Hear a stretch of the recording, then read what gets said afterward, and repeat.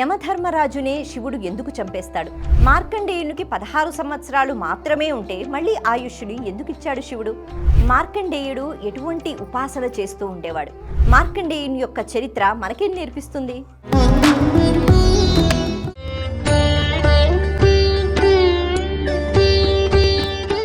భక్తివన్ ప్రేక్షకులకు నమస్కారం. మార్కండేయ జయంతి సందర్భంగా మార్కండేయుడు ఈ చిరంజీవిని, ఈ మహర్షిని మనస్ఫూర్తిగా స్మరించుకుందాం. మార్కండేయ జీవిత చరిత్ర అంటే మార్కండేయ మహర్షి ఎంతోమందికి సహాయాన్ని చేశారు. సహాయము అంటే కేవలం ఎవరికో ఏదో ఆపద వస్తే రక్షించడం అని కాకుండా మానవాళికి, అలాగే ఎంతోమంది ఋషులకు, మునులకు ఎంతో జ్ఞానాన్ని ఆయన పంచిపెట్టారు. ఇంతేకాకుండా మార్కండేయుడు అంటే చంద్రశేఖర అష్టకం గుర్తుకు వస్తుంది. మార్కండేయుడు అంటే మృత్యువుని ఎలా జయించాడో గుర్తుకు వస్తుంది. కథ మనందరికీ తెలిసిందే అయినా ఒక్కసారి ఆ కథలోకి వెళ్ళి అందులో దాగి ఉన్న రహస్యాల గురించి మనం తెలుసుకుందాం. అసలు మార్కండేయుని యొక్క జననం అన్నది ఎలా జరిగింది? ఆ జననం జరిగిన తర్వాత అతన్ని మృత్యువు ఎందుకు చేరలేదు? ఒకవేళ చేరినా ఎలా జయించాడు? ఎలా నేటికీ మార్కండేయుడు ఉన్నాడు? ఈ కథలోకి మనం వెళ్ళిపోదాం. మృకండ మహర్షి. ఈ మహర్షి చాలా తపో సంపన్నుడు అని చెప్పుకోవాలి. ఆయనకున్నంత భక్తి, శ్రద్ధ ఇక ఎవ్వరికీ లేదేమో అని అనిపిస్తూ ఉంటుంది. ఆయనకున్నన్ని శక్తులు అన్నీ ఇన్ని కావు. ఆయన అన్ని లోకాలకి అలా వెళుతూ వస్తూ ఉండేవారట. ఇది మనుషులకి సాధ్యమా? కాదు. కేవలం త్రిలోక సంచారి అయిన నారద మహాముని అన్ని లోకాలు తిరుగుతూ ఉంటాడు. అలాగే దేవతలకి సాధ్యం, కానీ మనకి కాదు. కానీ ఈ మహర్షి బ్రహ్మ ఏదైనా సభ ఏర్పాటు చేస్తే విశేషంగా ఈయన్ని పిలుస్తూ ఉండేవారు, ఈయన వెడుతూ ఉండేవారు, అలా అన్ని లోకాలు చూస్తూ ఉండేవారట. ఒకరోజు ఒక సభ ఏర్పాటు చేస్తారు స్వర్గంలో. అక్కడ అందరూ వస్తారు. అక్కడ విశేషంగా ఈయన కూడా వెళతారు. అయితే అక్కడికి అలా వెళ్ళిన వెంటనే ద్వారపాలకులు ఎవరైతే ఉంటారో వాళ్ళు ఈ మహర్షిని ఆపేస్తారు.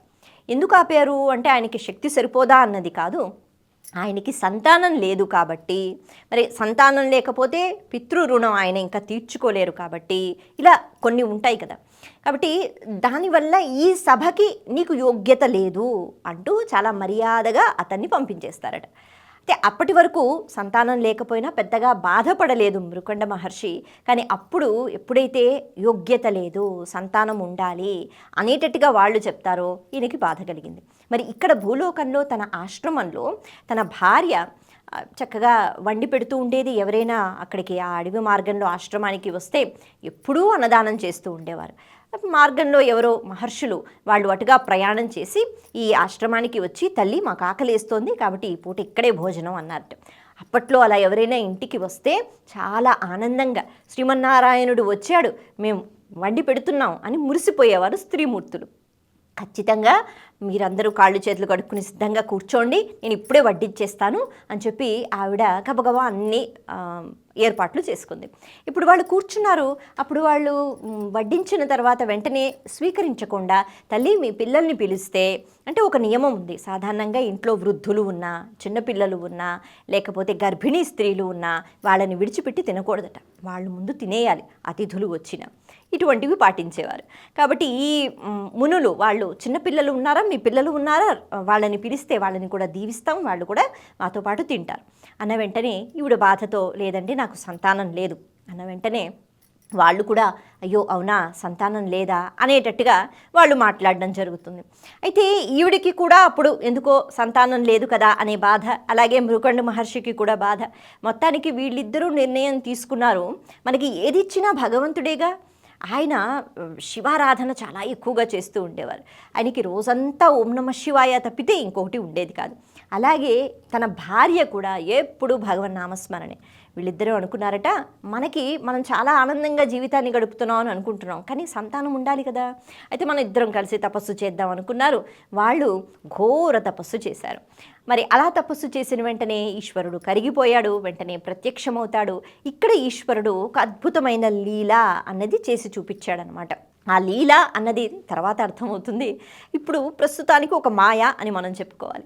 అయితే ఈశ్వరుడు అడుగుతాడు, 16 సంవత్సరాల ఒక కుమారుడు కావాలా, లేకపోతే చాలా ఎక్కువ మంది కుమారులు ఎవరైతే అయోగ్యులో వాళ్ళు కావాలా అని అడుగుతారు. కేవలం ఒకే ఒక సంతానం, అది కూడా 16 సంవత్సరాలకి పరం పొందటం లేకపోతే 16 సంవత్సరాల వయసు గల కుర్రాడు కావాలా అన్న వెంటనే వీళ్ళిద్దరూ ఆలోచన చేసి, అయోగ్యులు ఎంతమంది ఉంటే ఏమిటి, లాభం లేదు కదా, కాబట్టి మాకు 16 సంవత్సరాలు ఉన్న ఒక్క సంతానమైనా పర్వాలేదు కావాలి అన్నట్టు. అన్న వెంటనే ఈశ్వరుడు తథాస్తు అన్నారు. మొత్తానికి ఒక పిల్లాడు పుట్టాడు. అయితే మార్కండేయ చరిత్రలో విశేషంగా మార్కండేయుని యొక్క నడవడిక గురించి అద్భుతంగా వర్ణిస్తారు. నడవడిక అన్నది ఎప్పుడు మొదలవుతుంది అంటే, ఎప్పుడు మన చిన్నప్పుడు మనకేం తెలియదు కదా అని మనం అనుకుంటాం, పెద్దయిన తర్వాతే కదా విచక్షణ జ్ఞానం బుద్ధి అని అనుకుంటాం. కానీ మార్కండేయుడు అలా ఉండేవాడు కాదు. ఎందుకు అంటే అతని తండ్రి మృకండ మహర్షి, ఆయన ఒక అద్భుతం కదా, ఆయన మహాభక్తుడు, మహానుభావుడు మహర్షి. ఆయన యొక్క తండ్రి గారు మృగశృంగ మహర్షి, ఆయన కూడా మహానుభావుడు. కాబట్టి ఆ వంశంలో అందరూ కూడా మహాభక్తులు. అయితే ఇప్పుడు చిన్నగా అడుగులు వేయటం ఎప్పుడైతే వచ్చిందో మార్కండేయుడికి, పదండి పదండి అని ఆలయానికే తీసుకుని వెళ్ళమని చెప్తూ ఉండేవాట. అక్కడ శివలింగాన్ని చూసి మురిసిపోతూ ఉండేవాట, అక్కడే కూర్చుని ఉండేవాట. ఎంత వెనక్కి తీసుకుని వస్తామన్నా కూడా రాను అనేవాట. అంటే నడక రావడము, ఆలయానికి వెళ్ళటము ఇదొక్కటే నేర్చుకున్నాడు.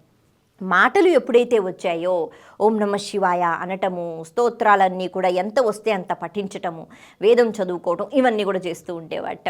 అలాగే అంటే తను ఏదేది నేర్చుకుంటున్నాడో చిన్నప్పటి నుంచి అవన్నీ, ఇక చదువుకోవడం వచ్చిన దగ్గర నుంచి కూడా పూర్తిగా భగవద్ధ్యానము, ఇలా ఎంతో భక్తి శ్రద్ధలతో ఉన్నాడు. అయితే కాలం ఆగదుగా ప్రయాణం చేస్తూ ఉంటుంది. అయితే ఇప్పుడు ఈ తల్లిదండ్రులు వాళ్ళకి గుర్తుకు వచ్చింది 16 ఏళ్ళు మాత్రమే ఉంటాడు, మరి 16వ ఏడు వచ్చేసింది, ఇక అయిపోతుంది, కాబట్టి ఇప్పుడు మా కొడుకు చనిపోతాడు, మా కుమారుడు అని చాలా బెంగతో వాళ్ళు ఏడుస్తున్నారు. కొద్ది రోజుల నుంచి తెలిసిపోతుంది కదా ఇంట్లో ఎవరైనా భిన్నంగా ప్రవర్తన ఉంటే. ఇప్పుడు మార్కండేయుడు ఒకరోజు అడిగాట, మీరు ఎందుకు ఇంత బాధతో ఉన్నారు, ఏదో దిగులు ఉంది, మీరు ఎందుకు ఎప్పుడు ఏదో ఏడుస్తున్నారు, ఏదో దాచుతున్నారు, చెప్పండి అన్న వెంటనే పాపం వాళ్ళు చెప్తారు, ఇక నిన్ను మేము చూసుకోలేము, ఇంత ప్రేమగా ఉన్న నీతో ఇక ఉండలేము అని మొత్తానికి చెప్తారు. చెప్తే మార్కండేయుడికి భయం కలగలేదు, బెంగ కలగలేదు, బాధ కలగలేదు.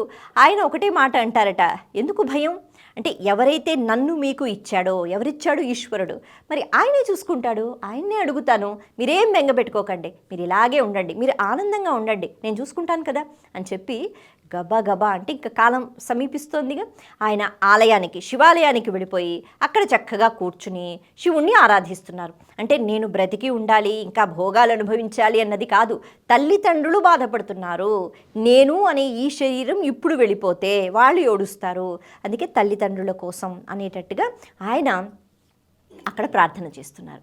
ఎంత చక్కగా తపస్సు చేస్తున్నారు అంటే, అప్పుడే వచ్చింది చంద్రశేఖర అష్టకం. అంటే 1కి 2 సార్లు, మనం 1కి 2 సార్లు ఒక మాట మాట్లాడితే అర్థం ఏమిటి అంటే, అది నిజం అని ఒకటి అర్థం, ఇంకొకటి చాలా నమ్మకం అని ఇంకొక అర్థం, ఇంకొకటి చాలా ప్రీతిగా, బాబు అమ్మ మాట వినవా అని అంటాం కదా, అలా ఎలా అంటాము అంటే బాగా ప్రీతి కలిగినప్పుడు, అలాగే బాగా నమ్మకంగా ఉన్నప్పుడు. కాబట్టి ఇక్కడ చంద్రశేఖర చంద్రశేఖర చంద్రశేఖర రక్షమాం, చంద్రశేఖర చంద్రశేఖర చంద్రశేఖర పాహిమాం అంటూ 1కి 3 సార్లు రక్షమామన్న రక్షించు, పాహిమామన్న రక్షించు, కానీ అవే పదాలను మళ్ళీ మళ్ళీ మళ్ళీ మళ్ళీ పలుకుతూ నమ్మకం అన్నది చూపిస్తూ, విపరీతమైన ప్రేమ చూపిస్తూ ఈ చంద్రశేఖర అష్టకాన్ని ఆయన చదువుతున్నారు. చంద్రశేఖర మమ్మల్ని రక్షించు, మమ్మల్ని రక్షించు, ఇలా ఆయన ప్రార్థన చేస్తుంటే ఇప్పుడు వచ్చారు యమభటులు. కాలం అయిపోయిందిగా, అయితే వాళ్ళు లోపలికి రాలేకపోతున్నారు. కారణం ఏమిటి అంటే, అది శివాలయం, గర్భగుడిలో శివలింగాన్ని దగ్గరగా పట్టుకుని ఆయన కూర్చున్నాడు. యమభటులు చేరుతారా, వాళ్ళకి అర్హత ఉండదు, అందుకే వాళ్ళు బయట నుంచే పిలుస్తున్నారు, రా నాయనా, రా బాబు, సమయం అయిపోయింది, బయటికి రా అని. అయితే నేను రాను, నేను ఇక్కడే ఉంటాను అని చెప్పి మొండిగా కూర్చున్నాడు. ఏవో 4 మాటలు చెప్పారు, బతిమాలేరు, వాళ్ళు ఏ ప్రయత్నం చేయలేకపోతున్నారు, ఎందుకంటే వాళ్ళు లోపలికి వెళ్ళకూడదు. ఇక వాళ్ళు విసిగెత్తిపోయి పైలోకానికి వెళ్ళారు. యమధర్మరాజుకి చెప్పారు. యముడు ధర్మరాజు కదా, మరి ఆయన పని ఆయన చెయ్యాలి.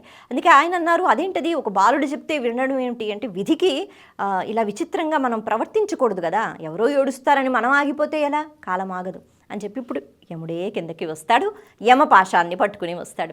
యముడు కూడా ఇక్కడ ముందు చక్కగా పద్ధతి ప్రకారం పిలుస్తున్నాడు, నాయన నీ ఆయుష్ తీరిపోయింది, ఇది నేను నిర్ణయం చేసింది కాదు, ఇది ఈశ్వరుడు నిర్ణయం చేసింది, అందుకని నువ్వు బయటికి వస్తే తీసుకుని వెళ్ళిపోతాం, నేను రాను అన్నట్ట. మీరు కావాలంటే తీసుకుని వెళ్ళే ప్రయత్నం చేయండి, నేనైతే ఈశ్వరుణ్ణి పట్టుకున్నానని గట్టిగా శివలింగాన్ని కౌగలించుకుని మళ్ళీ అదే మాట. చంద్రశేఖర చంద్రశేఖర చంద్రశేఖర రక్షమాం, చంద్రశేఖర చంద్రశేఖర చంద్రశేఖర పాహిమాం. ఇంకొక మాట కూడా అంటూ ఉంటారు ఈ స్తోత్రంలో మనకి కనిపిస్తూ ఉంటుంది.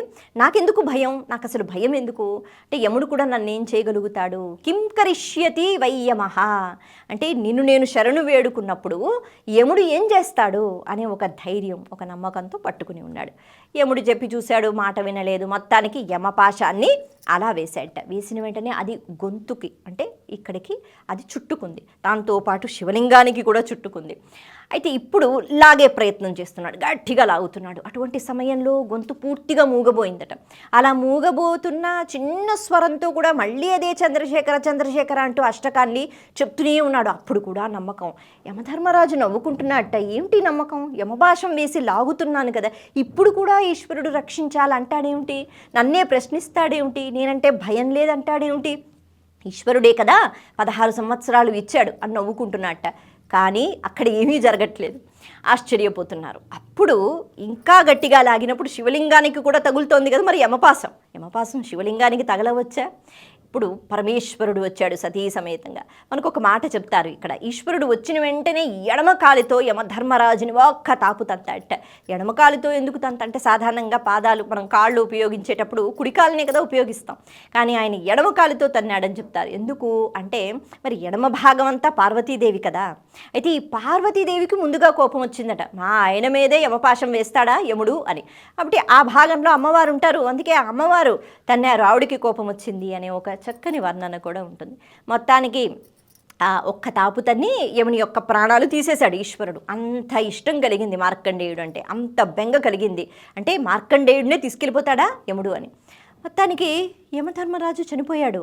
ఇక్కడ ఈ ఆయుష్ పూర్తయిపోయిన మార్కండేయుడు బ్రతికిపోయాడు. చక్కగా తీసుకుని ఒళ్ళో కూర్చోబెట్టుకుని, మార్కండేయ ఎంత చక్కగా ఉపాసన చేశావయ్యా, అసలు నీ నమ్మకం ఏంటి, నీ ధైర్యం ఏంటి అంటూ ముద్దుగా మాట్లాడుతున్నట్ట ఈశ్వరుడు. సరే నీకేం వరం కావాలో కోరుకో అన్నాడు. ఆయుష్ ఎలాగో ఇచ్చేశాడు. ఇప్పుడు మార్కండేయుడు ముందుగా కోరుకున్నది ఆయన అంటాడు, స్వామి ఆయన యమధర్మరాజు, ఆయన అందరికీ చాలా ధర్మాత్ముడుగా నిలిచాడు కదా, ఆయన తప్పే ఉంది, కాబట్టి ఆయన్ని బ్రతికించు, అలా బ్రతికించకపోతే నాకు చాలా బాధగా ఉంటుంది అంటంట. సరే నీకోసం బ్రతికిస్తున్నానని చెప్పి యమధర్మరాజుని బ్రతికిస్తాడు. అప్పుడు యమధర్మరాజు లేచి ప్రశ్న వేస్తున్నాడు, ఈశ్వర నేను చేసిన తప్పేంటి, నువ్వే కదా 16 సంవత్సరాలు ఇచ్చావు, అందుకే నేను వచ్చాను, మరి నన్ను ఎందుకు చంపావు, నేను ఎప్పుడూ ధర్మం తప్పలేదు, ఎందుకు చంపావు అని అడుగుతాడు. ఇక్కడ ఉంటుంది అసలైన విషయం. ఈశ్వరుడు అంటాడు, వాళ్ళకైతే సరిగ్గా అర్థం కాలేదు, మరి నీకు అర్థం కాలేదా, 16 సంవత్సరాలు అన్నాను నేను, అంటే కేవలం 16 సంవత్సరాలు ఆయుష్ అని నీకు వాళ్ళకి అర్థమైంది కాదు. 16 సంవత్సరాల వాడు 16 సంవత్సరాలకే పరము పొందడము అంటే భగవంతునిలో ఐక్యమవడం, అంటే కేవలం చనిపోవడం కాదు. అంటే ఇక్కడ అర్థం ఏమిటి, ఎప్పుడూ 16 సంవత్సరాలుగానే ఉంటాడు, నిత్యము అదే వయసుతో ఉంటాడు, ఎప్పుడూ యవ్వనంతో ఉంటాడు. ఆ 16 సంవత్సరాలకే భగవంతునితో సమానమైపోతాడు, నాలో చేరిపోతాడు అనే భావన ఇక్కడ, అంతేగాని ఆయుష్ కాదు. ఇది నీకు సరిగ్గా అర్థం కాలేదు, అందుకే నువ్వు ఆ పని చేశావు, కాబట్టి నేను ఈ పని చేశానన్నట్టు ఈశ్వరుడు. ఇది ఒక ఈశ్వర మాయా లీల. మొత్తానికి 16 సంవత్సరాలు మాత్రమే అంటే ఆయుష్ కాదు. అందుకే మార్కండేయుడు ఎప్పుడూ 16 సంవత్సరాలతోనే ఉంటాడట, ఎప్పుడూ యవ్వనంతో ఉంటాడు, ఎప్పుడూ చిరంజీవిగా ఉంటాడు. ఇది మార్కండేయుని యొక్క జీవిత చరిత్ర. తెలిసిన కథే అయినా మళ్ళీ ఎందుకు మననం చేసుకుంటున్నాము అంటే, భగవంతుడు ఉంటే భయం ఎందుకు అనే ఒక ప్రశ్న ఎప్పుడూ రావాలి. భగవంతుడు ఉండాలంటే మనం ఎలా భగవంతుడికి దగ్గరగా వెళ్ళాలి, ఇది కూడా మనం ఆలోచన చేసుకోవాలి. దేవుడు నాళ్లే అన్నీ చూసుకుంటాడంటే సరిపోదు, మన ఆచార వ్యవహారాలు కూడా అలాగే ఉండాలి. నిత్యము భగవంతుడితో ఉంటే ఖచ్చితంగా తప్పు పనులు చెయ్యము, మంచి మార్గంలో ఉంటాం. అటువంటి వాళ్ళకి అడిగినా అడగకపోయినా భగవంతుడు ఎన్నో వరాలను ఇస్తాడు. ఇది ఈ మార్కండేయ జీవిత చరిత్రలో మనం నేర్చుకోవాలి. నమస్తే.